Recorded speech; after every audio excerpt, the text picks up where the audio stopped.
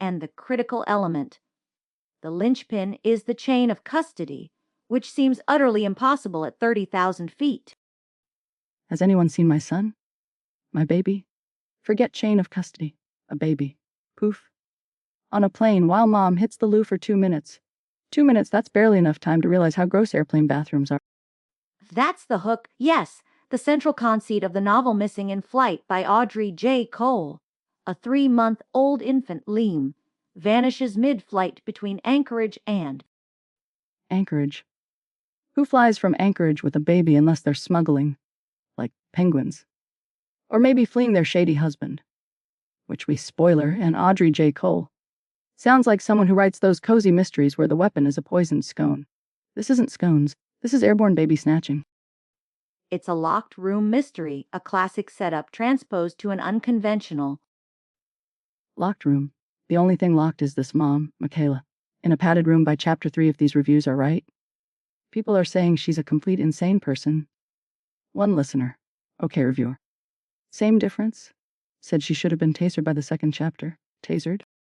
Now, that's hyperbolic, surely. The narrative hinges on whether Makayla is a genuinely terrified mother facing gaslighting because nobody remembers seeing the baby, or if she's unreliable, possibly due to a rare amnesia that affected her own mother. It's psychological. Psychological, my left foot. She's a mommy vlogger. Probably staged the whole thing for clicks. My baby vanished at 30,000 feet. And the useless guy next to her, watching a movie. Typical. Probably Top Gun. Figures. My cousin Vinny slept through his own house being robbed, asking if someone made coffee. Same energy. The seat neighbor's obliviousness highlights the isolation, the impossibility of getting corroboration. And the husband, Jack the high-profile banker, his shady deals are hinted as a motive for sophisticated kidnappers. It adds layers. Layers of stupid? If your husband's dealing with greedy investors who might snatch your kid, maybe don't take a cross-country flight alone with the baby after meeting some random new mom friend online. Did she learn nothing from Craigslist killers? Honestly, the victim blaming here feels almost justified, but still baby. The investigation, according to some readers, was poorly handled, and there are mentions of, well, let's just say far-fetched elements. Someone mentioned a hole in the bathroom, another mentioned a saw. A saw. On a plane. What did the kidnapper bring it through TSA in a clarinet case? Nothing to see here. Just my trusty travel saw. And a hole in the bathroom? Was it a porta-potty they flew up there? This sounds less like flight plan and more like Wile E. Coyote trying to mail himself somewhere. It strains credulity, I'll grant you, but the core concept, the sheer panic of it. Oh, the panic's real. I'd be panicked too if I was stuck on a plane with someone sawing through the toilet. Forget the baby. I'm worried about structural integrity. On reviews, one says brilliant psychological thriller. The next says had to force myself to get through it by skimming. Another loved the sharp twists. Someone else called the writing stiff and repetitive. It's like they read 2 different books.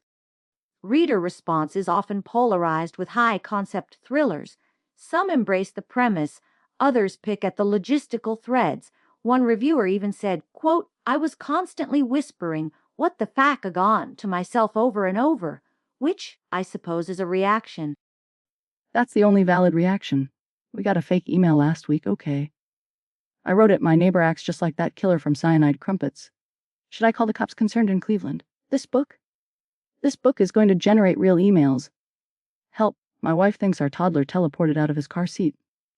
Is it Audrey J. fault? Panicked in Peoria. You still think the butler did it in Cyanide Crumpets, don't you? Even after the author explicitly. The author lied. Just like maybe this author's lying about whether the baby was ever real. Did they even find the baby? Or did Makayla just, adopt a Cabbage Patch Kid at baggage claim and call it even?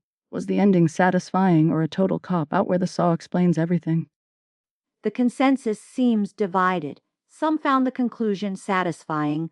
Others felt nothing is really solved on the plane, questioning the whole locked room aspect. It likely depends on your tolerance for creative explanations. If this detective, Makayla, investigated a lost cat, would she accuse the mailman, interrogate the squirrels, and end up tasering the dog catcher? Yes, absolutely, and I'd watch that show. Okay, verdict time. This sounds like glorious, unbelievable trash. The kind you read under the covers with a flashlight giggling at the sheer audacity. I give it 4 to 5 emergency landings, mostly for the saw. It's a flawed execution of a potentially gripping premise. The reliance on Makayla's questionable stability and the reported far-fetched elements undermine the tension. It gets 2 out of 5 dropped witness testimonies. Points deducted for the saw, not awarded. You just hate fun, fine, whatever. That's our time on the tarmac for Missing in Flight. Join us next week on Crime Time Drive when we investigate. The case of the Caro killer who only sang off. Key showed seriously. Someone got whacked with a microphone stand after butchering memory. You won't want to miss it. This is Crime Time Drive.